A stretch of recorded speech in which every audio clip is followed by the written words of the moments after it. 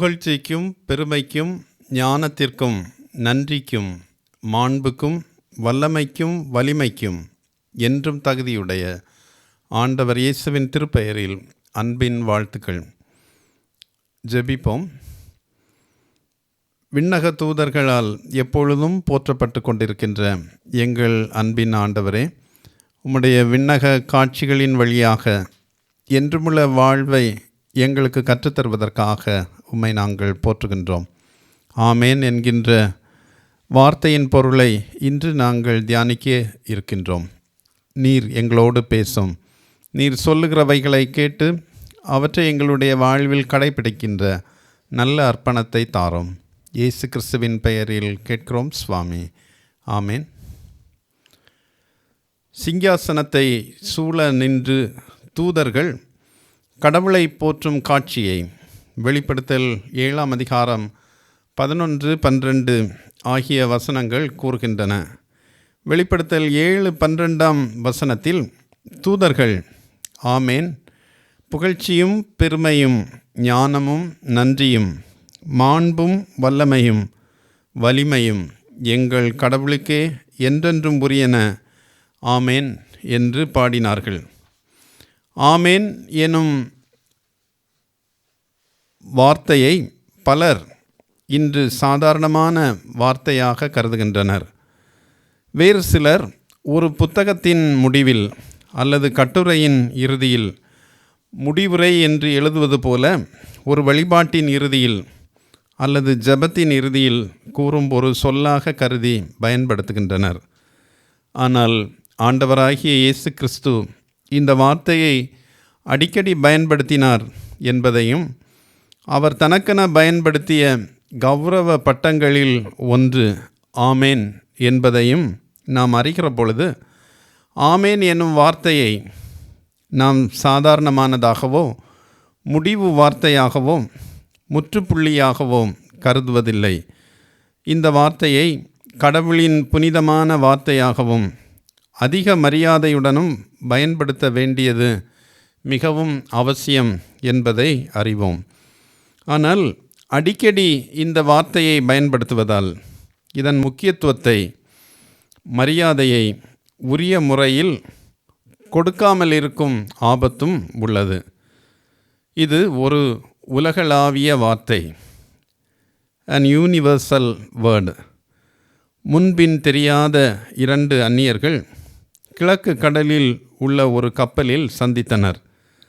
ஒருவருக்கொருவர் பேசிக்கொள்ள அவர்களுக்கு மொழி தெரியவில்லை. உடனே ஒருவர் அல்லேலூயா என்று கூறி மற்றவரை வாழ்த்தினார். அப்போது அடுத்தவர் ஆமேன் என்று கூற இருவரும் ஆமேன் அல்லேலூயா என்று ஒருவரை ஒருவர் கட்டி தழுவினர். இந்த புனித வார்த்தை அனைத்து கிரேக்க, ரோமன் மற்றும் ஆங்கிலிக்கன், பெந்தேகோஸ்தே கிறிஸ்தவ வழிபாட்டு முறைகளிலும் பயன்படுத்தப்படுகின்றது. இந்த வார்த்தையை an ecumenical word, கிறிஸ்தவ ஒன்றிப்பின் வார்த்தை என்று நாம் கூறலாம். எந்த ஒரு கிறிஸ்தவ குழுவுக்கும் இது சொந்தமான வார்த்தை அல்ல. உலகின் எல்லா மூலை முடுக்குகளிலும் இந்த வார்த்தை பயன்படுத்தப்படுகின்றது.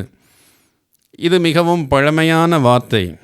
பண்டைய யூதர்களிடமிருந்து நமக்கு கிடைத்த வார்த்தை. சீனாய் மலையில் பாறைகளுக்கிடையே இந்த வார்த்தை ஒலிக்கப்பட்டது. இத்தகைய சிறப்புகள் கொண்டதாக இருப்பினும் இந்த வார்த்தையின் முக்கியத்துவம் அது அளிக்கும் ஆழமான ஆன்மீக பாடங்களிலிருந்தே நமக்கு தெரிய வருகின்றது. 3 முக்கியமான ஆன்மீக பாடங்களை இந்த வார்த்தை நமக்கு கற்றுத்தருகின்றது. முதலாவதாக இந்த வார்த்தை கற்றுத்தரும் பாடம், கடவுள் நம் பதிலுரையை விரும்புகிறார் என்பது. வல்லமையானவைகளை, நன்மைகளை செய்யும் கடவுள் ஆமேன் எனும் பதிலுரையை மக்களிடம் எதிர்பார்க்கிறார். இது மக்களின் வார்த்தை என்று கூறலாம். யூதர்கள் மட்டுமல்ல, கிறிஸ்தவர்களும் பதிலுரையாக கடவுளுக்கு சொல்லும் வார்த்தை இது. இந்த வார்த்தையின் பொருளை உணர்ந்து கடவுளுக்கு நன்றி செலுத்த அல்லது பதிலுரை கூற பவுல் 1 கொரிந்தியர் 14:16 கூறுகின்றார். தொடக்க கால திருச்சபையில் தலைமை ஆயர்களின் செயல்களுக்கு மக்கள் கூறும் உற்சாகமான பதிலுரை ஆமேன் என்பது. இப்படி கூறுவது தலைமை பொறுப்பில் இருக்கின்ற ஆயர்களால் அவசியமான ஒன்றாக கருதப்பட்டது. திருவிருந்தில் அல்லது ராப்போஜனத்தில் நன்றியுணர்வின் அடையாளமாக ஆமேன் என மக்கள் சத்தமிட்டு கூறுவது மக்களிடம் எதிர்பார்க்கப்பட்டது. மக்கள் ஆமேன் என கூறும் பதிலுரை தொடக்க கால திருச்சபையில் தொலைவில் உள்ளோருக்கும் இடி முழக்கம் போல கேட்டதாக தொடக்க கால வரலாற்றாளர்கள் குறிப்பிடுகின்றார்கள். வெளியே பதிலுரை சப்தமாக இருப்பினும் கடவுள் உள்ளான இதயத்திலிருந்து வரும் பதிலுரையை மிகவும் விரும்பினார். நமது கவனமின்மை, கவனக்குறைவு, அலட்சியம் ஆகியவற்றால் உள்ளான இதயத்திலிருந்து கடவுளுக்கு பதிலுரை கூறுவது இன்று மிகவும் குறைவாக உள்ளது. ஆமேன் கூறுவது வழிபாட்டில் ஒன்றுபடுவதற்கு உதவியாக இருக்கும் என்பதை நாம் மறந்துவிடக்கூடாது. இந்த பதிலுரையை பயன்படுத்துகிறவர்கள் விலை மதிப்பற்ற, ஊக்கமளிக்கும், நம்ப முடியாத கடவுளின் உதவியை பெருமளவில் பெறுகின்றனர். ஆதியாகமம் 15:11 ஆபிரகாம் தன் பலியை உண்ண முயன்ற பறவைகளை விரட்டி அடித்தது போல நம் ஜெபங்களை அழிக்க முயற்சிக்கும் அல்லது அலைந்து திரியும் நம் எண்ணங்களை நாம் விரட்டி அடிக்க முன்வருதல் அவசியமானது. இதற்கு கடவுள் நம் தந்தையாக அல்லது பரலோக தந்தையாக இருக்கிறார் என்கின்ற நம்பிக்கை மிகவும் அவசியமானது. கடவுள் நம்முடைய தந்தை என்ற நம்பிக்கை இல்லை என்றால் நம்முடைய ஜெபங்களுக்கு நாம் ஆமேன் என்று பதிலுரை கூற இயலாது. இறைவனுடைய இதயம் ஆமேன் என்னும் நமது பதிலுரைக்காக ஏங்கிக் கொண்டிருக்கிறது என கன்வே என்கின்ற திருமறை விளக்க உரையாளர் கூறுகின்றார்.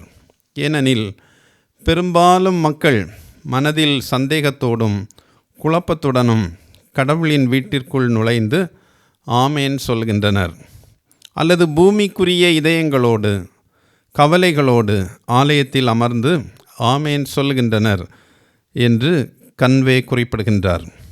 இறைவனுடைய ஏக்கத்தை தீர்க்கும் வகையில் முழு மனதுடன் ஆமேன் சொல்ல ஆண்டவர் இன்று நம்மை அழைக்கிறார். ஆமேன் என்னும் வார்த்தையின் இரண்டாவது ஆன்மீக பாடம் கடவுள் நம் உண்மையை விரும்புகிறார் என்பது. 2 கொரிந்தியர் 1:20 கடவுளின் வாக்குத்தத்தங்கள் அனைத்தும் கிறிஸ்துவில் ஆம் என்றும் அவருக்குள் ஆமேன் என்றும் இருக்கிறது என்று பவுல் கூறுகின்றார்.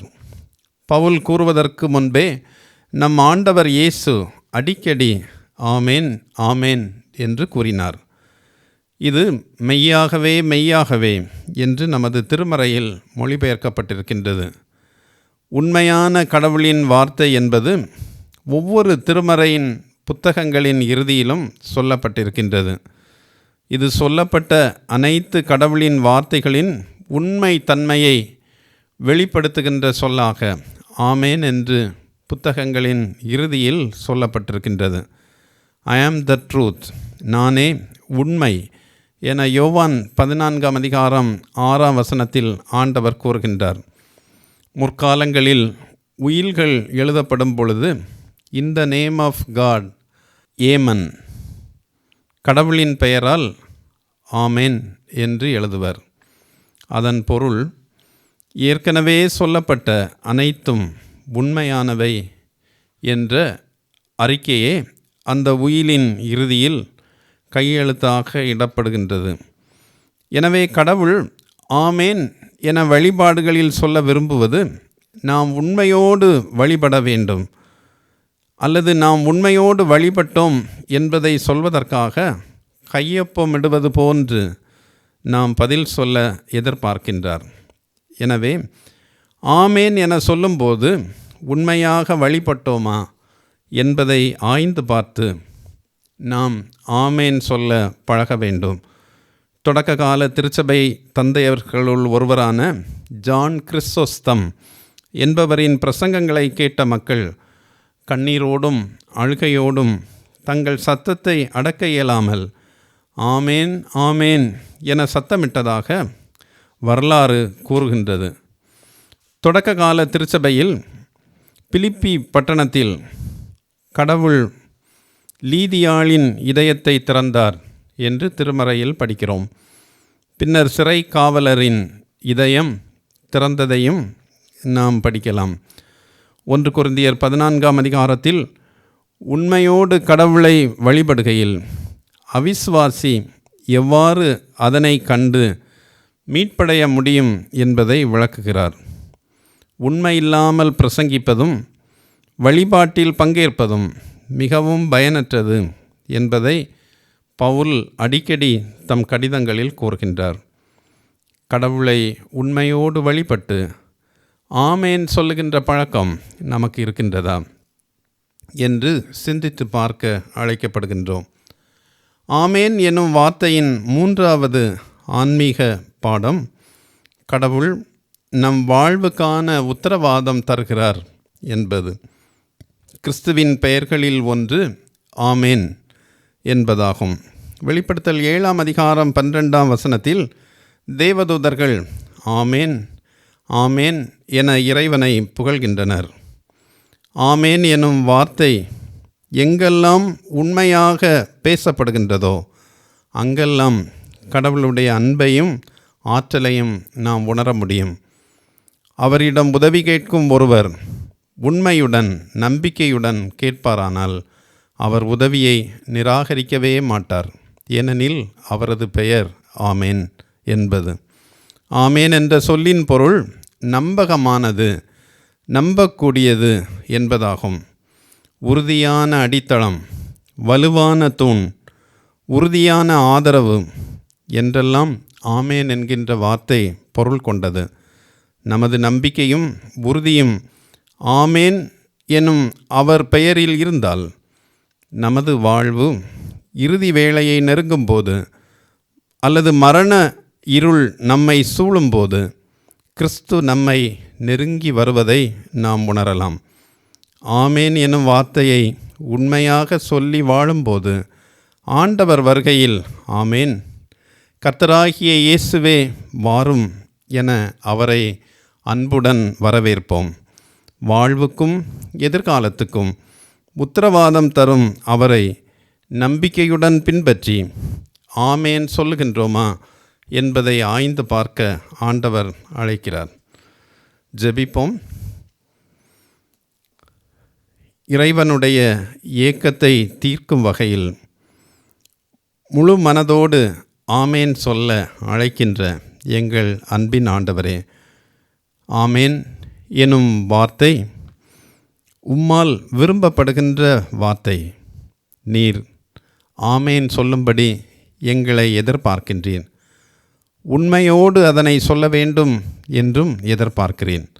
எங்களுடைய வாழ்க்கையின் நம்பிக்கையாக, எதிர்காலத்தை உறுதி செய்யும் வார்த்தையாக இருக்கின்ற ஆமேன் என்கின்ற வார்த்தையை மிகவும் உத்தரவாதத்தோடு நம்பி அதை சொல்லவும், அதை எங்களுடைய பழக்கமாக கொள்ளவும் எங்களுக்கு கற்றுத்தாரும். இயேசு கிறிஸ்துவின் பெயரில் கேட்கிறோம் சுவாமி. ஆமேன்.